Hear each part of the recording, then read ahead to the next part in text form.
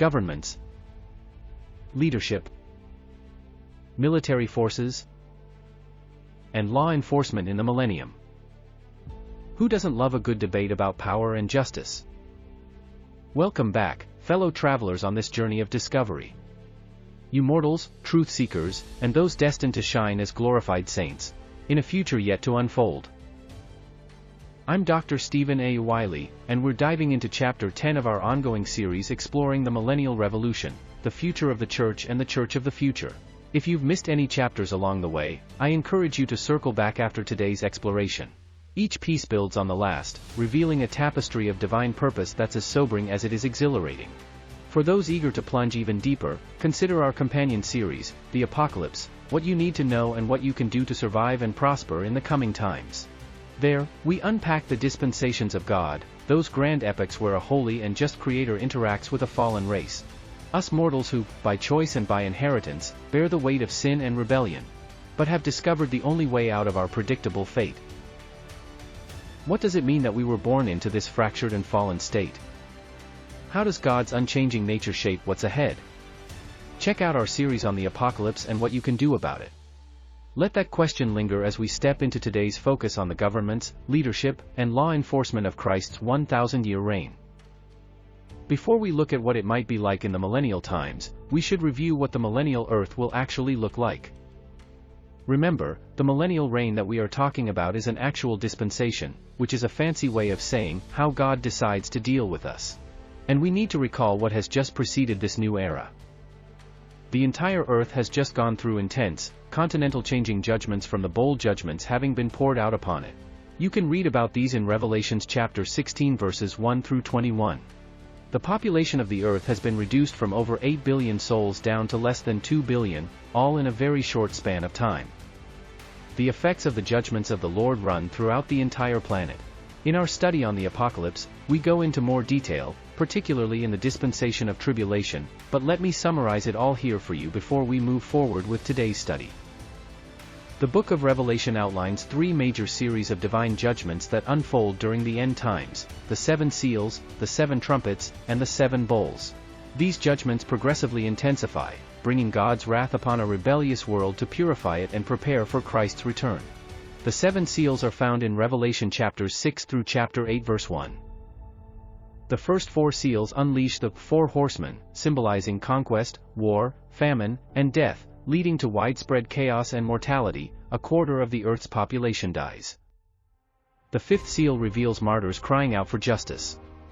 The 6th seal triggers cosmic disturbances, earthquakes, a blackened sun, a blood-red moon, and falling stars, causing terror among humanity.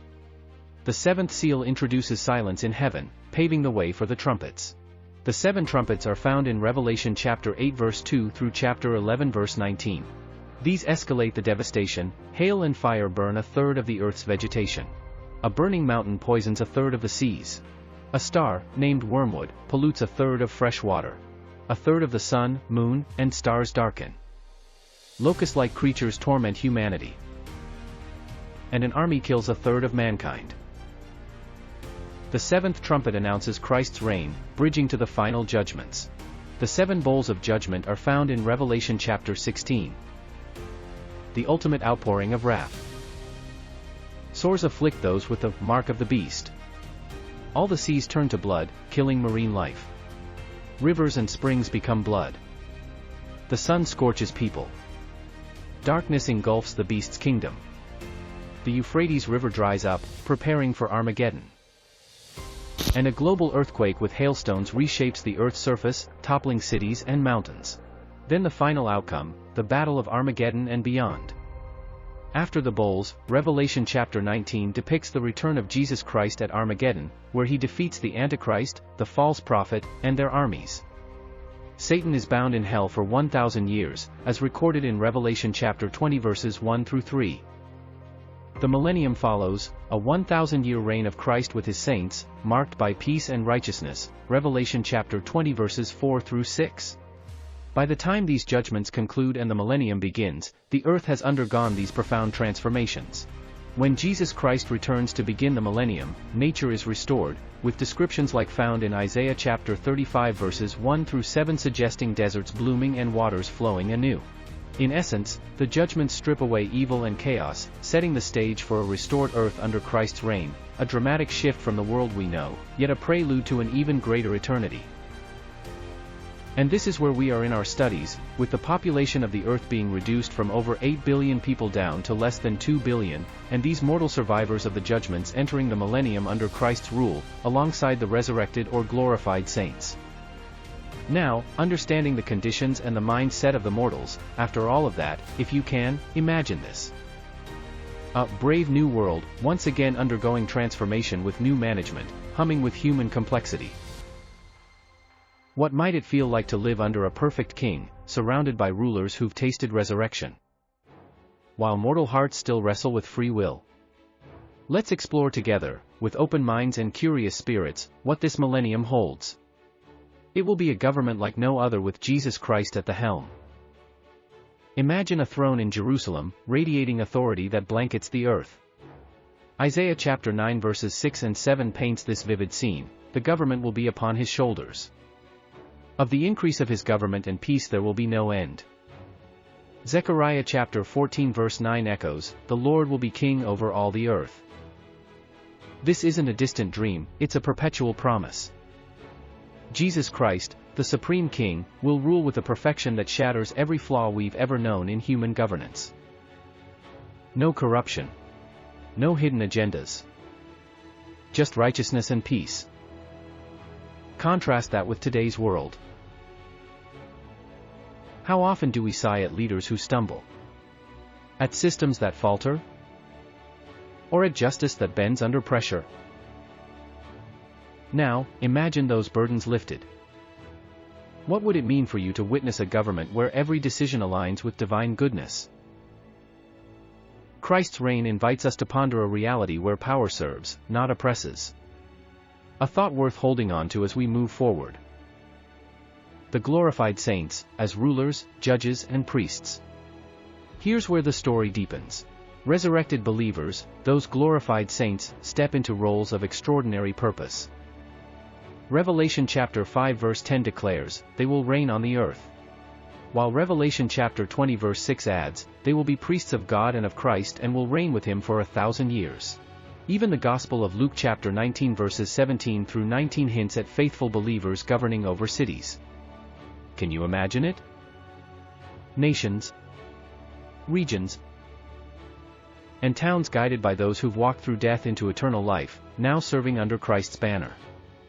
What might they do? Isaiah chapter 2 verse 3 suggests they'll teach Christ's laws. While Psalm chapter 72 verses 2 through 4 promises they'll administer justice with swift fairness. Peace and prosperity will bloom, not as lofty ideals, but as daily realities. Have you ever considered what it would be like to lead with flawless wisdom, free from ego or error? These saints will, and their rule will reshape the world. Ask yourself, how does this vision of leadership challenge the way we view authority today? The mortal leaders, as supporting cast. Yet, the millennium isn't just for the glorified. Mortal humans, still living, still choosing, will populate this earth, needing structure in their everyday lives. Local leaders, like mayors or administrators, will emerge under the oversight of glorified saints, ensuring Christ's laws ripple through every community. Isaiah chapter 60 verse 12 warns, the nation that will not serve you shall perish. And Zechariah chapter 14 verse 16 mandates that nations send representatives to worship Christ in Jerusalem every year for the Feast of Tabernacles. This blend of divine and human governance sparks curiosity. How will mortal leaders balance their own imperfections with the perfect standards above them? Will their obedience feel like freedom or constraint? It's a dynamic tension, one that hints at a world unified yet diverse. Ordered, yet alive with individual stories. What do you think? Could such a system inspire harmony? Or might it test the limits of human will? Justice perfected, Christ and his enforcers. Now, let's turn to justice. Isaiah chapter 11 verses 3 through 5 offers a glimpse of Christ as the ultimate judge. With righteousness he will judge the needy, with justice he will give decisions for the poor. No bias, no bribes, just truth. Glorified saints join him, and as 1 Corinthians chapter 6 verse 2 asks, do you not know that the saints will judge the world? Revelation chapter 2 verses 26 and 27 promise they'll rule with a rod of iron, a phrase that evokes strength tempered by righteousness. Law enforcement shifts dramatically here. Swift, fair judgments replace endless trials.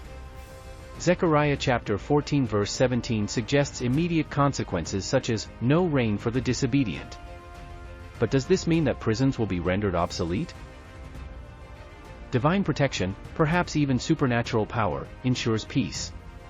But if justice is instant and absolute, how might that change the way mortals perceive right and wrong? Will it deter sin, or simply expose the heart's deepest leanings? Clearly the consequences for our decisions will have far-reaching and fast resolutions in these times. Sin and rebellion, shadows in the light. Even in this near-perfect world, sin lingers. Isaiah chapter 65 verse 20 notes, the sinner being 100 years old shall be accursed. This means that, never again will there be in it an infant who lives but a few days, or an old man who does not live out his years. The one who dies at 100 will be thought a mere child. The one who fails to reach 100 will be considered accursed. People will live to be hundreds of years old, but does that mean that their children and grandchildren will follow in their footsteps and serve Christ? Will their devotion and obedience to the Lord be heartfelt? Or will it be hidden behind a mask of complacency? Zechariah chapter 14 verses 16 through 19 warns of punishment for nations that defy Christ. Free will endures, and with it, the potential for resistance. Yet, rebellion will be rare but swiftly addressed, until the millennium's end, when Revelation chapter 20 verses 7 through 9 unveils a final uprising. Why would anyone enter into rebellion against such a perfect reign? Perhaps time dulls gratitude. Or prosperity breeds complacency. Jeremiah chapter 17 verse 9 reminds us, the heart is deceitful above all things, a truth that persists even under Christ's rule. What does this stubborn streak in humanity reveal about our nature? And how might God's response shape our understanding of his patience? A unified world, but with distinct identities. Isaiah chapter 2 verses 2 through 4 envisions a one government universal, with the law going out from Zion. Will the Ten Commandments and Christ's teachings correctly anchor every policy, ensuring justice and morality? Or will the mortal leadership try to secretly subvert what the glorified saints have tried to perpetuate? The nations will retain their flavors of unique identities. Isaiah chapter 19 verses 23 through 25 sees Egypt and Assyria worshiping God, their cultures intact but now aligned with Christ. No corruption. No war. Isaiah chapter 2 verse 4 promises swords beaten into plowshares. But could local unrest simmer? Could these plowshares be repurposed back into weapons of mass destruction as future generations forget the lessons of the Great Tribulation? Will future generations simply discount these lessons learned as nothing more than old wives' tales, and tall stories and glory day exaggerations, told by old men with fading memories? And exactly what are plowshares? A plowshare is a farming implement or tool that is used to break up the ground before planting time. Consider it as tillage. In today's vernacular, we might say that there has been a retooling of industry from a military-industrial war complex into more life-supporting industries such as farming, construction, education, and technology. Nation will not be in war or conflict with their neighboring countries. But what could cause the unification of these regional powers to attempt to overthrow the king and his angelic armies? The final rebellion suggests that something, or someone, might be operating in the shadows. What fascinates you more? A world without conflict? Or that fallen mortal rulers will still insist on doing things their own way? What about economic life, fairness without greed? Will money even matter? Isaiah chapter 65 verses 21 through 23 hints at work and ownership. Houses built. Vineyards planted. Micah chapter 4 verse 4 adds a pastoral calm, everyone will sit under their own vine. Trade might thrive, whether through currency or barter. But Proverbs chapter 11 verse 1 guarantees fairness. Dishonest scales are an abomination to the Lord. Poverty vanishes, oppression fades. Psalm chapter 72 verses 12 through 14 assures Christ's care for the needy. I wonder, if greed evaporates, what motivates labor? A sense of contribution, perhaps, or joy in creation? And if rain, whether literal or symbolic, withholds blessings from the rebellious, Zechariah chapter 14 verses 16 through 19, how might that shape economic choices? Remember that, justice delayed is justice denied. But in this era, justice will be swift and righteous. And justice will not be denied. This millennium dazzles us with promises fulfilled. Christ's perfect rule, saints as stewards, and justice untainted. Yet, mortal freedom and the final rebellion remind us, perfection doesn't erase choice. What disturbs you most about these revelations? Do they reshape your view of power, justice, or even your own role in God's story? Even though the Lord has revealed His plans and His purposes, He has not yet released all of the details on how He will execute them. But He will execute His plans. Remember that the Lord is not obligated to explain Himself to us. Just ask any of the patriarchs. However, we are still required to have faith in the One who created all things, and Revelations chapter 4 verse 11 reminds us that, "You are worthy, O Lord our God, to receive glory and honor and power. For you created all things, and they exist because you created what you pleased." Join me next time as we unravel more of this divine future and look into the final rebellion and the transition into eternity. There is still so much more to be revealed. Until then, may the Lord bless you richly, protect you, and guide you as you follow hard after Him. This is where it all starts. With your next steps. If this message has ministered to you, there are some things that you can do that would really help us out, and it won't take much of your time. Please give us a like, it forces the algorithms to let others know about this video. Would you please post a comment even if it is a short one? It means a lot to us and we read every one. Also, I know it's a lot to ask, but would you consider sharing this message with your friends? They will be blessed by the message as well. Subscribing means you won't miss any future updates or releases. If you would like to help support our churches and enable us to reach others, here are the details.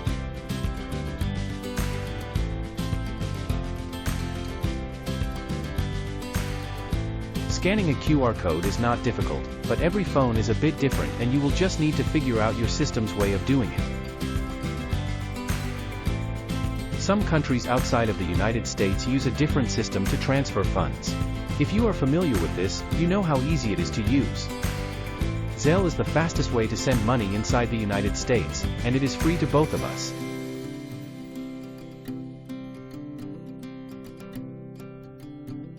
Thank you for your support. We'll be praying for you.